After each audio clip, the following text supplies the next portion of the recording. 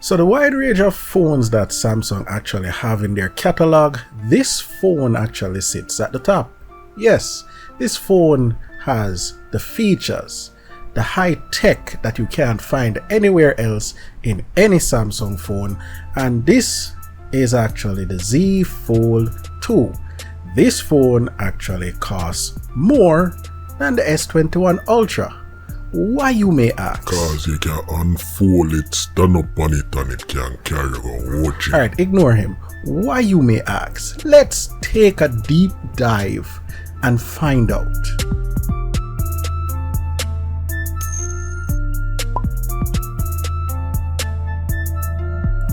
Hello folks, and welcome to another episode of Technicational. My name is Peyton Wilmot, and today we have in front of us the Z Fold 2. And there's no coincidence why I'm doing this now, because right on the horizon you have the Z Fold 3 coming out, and I'm so hyped for these phones. I really love the tech. You know, it really this is the next level of cell phones, just put it like that. So before I go further on in the review, thanks to Samsung for sponsoring this review, and the Samsung Experience Store in Tropical Plaza is where you can get your hands on this phone if you really want it. So without further ado, let's get right into the video and see what you get in the box. Okay, so first off, let me tell you something. The box for the Z Fold 2 is very lavish and extravagant. It really makes you feel like you spend your money and you get something worth it. Now, inside the box, you get the phone, obviously, and to my surprise, you get the headphone, you get a USB cable Type-C, and you get a charging brick. Well, on there. Dave, Yo, them never said them stop put charging brick in them phone. you know see how much the phone costs, man, yo. They should have put a plane ticket in there too. Oh, okay. So I guess we're at the part where we talk about build quality, specification, and design. But we're going to focus on build quality and design and leave the specification for the spec sheet, because this Z Fold 2 has a lot. So the front display here is 6.2 inches and it's a Super AMOLED screen. You also have a 10 megapixel hole punch camera at the front, and when you turn the phone over to the back, you have three 12 megapixel cameras. Now when you open the phone, you have a 7.6 inch display, and you have an additional hole punch 10 megapixel camera for selfies as well. The phone comes with stereo speakers, and at the bottom of the phone you have a USB Type-C port, and you also have a fingerprint scanner that also doubles as a power button at the side of the phone, and you also have a volume rocker and a SIM card tray that you can use with a nano SIM or an eSIM if you wish. Now, if you actually take a closer look at the phone, you will also find the kitchen sink. And the washing machine. Don't forget the washing machine, brother. The washing machine. Yes, the washing machine. Also, the internals of this is pretty robust as well. You get 12 gigs of RAM and 256 gigs of storage, while all of this is being powered by a Snapdragon 865. So, specs now done? No, the spec sheet's still up. So, performance, right? Yeah, you have to see with me.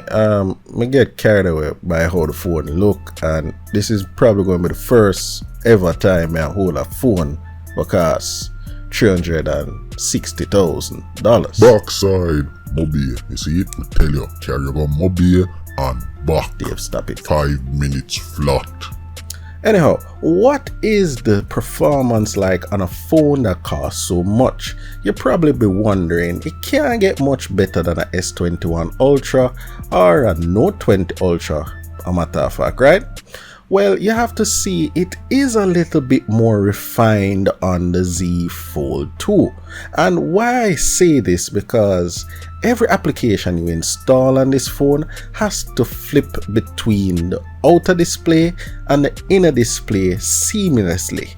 And that's the first I've seen Samsung do transitions so smoothly. I mean, you could be playing PUBG on the outer screen and you're like, yo, you know what, them people are disrespect me, and I forgot to take it really serious, and open up the phone, and guess what? You have a bigger screen to shoot people with. Don't quote me on that. But no matter what you're doing, once you change between the inner or the outer screen, that transition between those two screens don't lag or slow down any application you're using. Rarely. I should say rarely. Because I was playing Super Mecha Killbot PUBG everything mix up game, and I love this game, by the way. I don't know why I can't remember the name, but at one point when I switched between the outer screen, the aspect ratio got glitched a bit, but it only happened once in the 2 weeks I had this phone reviewing. Apart from that, I can confidently say nothing lags or slows down on this phone. So let's talk about camera quality. Now the Z Fold 2 has 5 cameras in total. I wanna talk 5 cameras bunch up one place. We attack 1 camera somewhere, a next camera somewhere else, and 3 more cameras somewhere else. This is just overkill in my book, but yet still, it's there.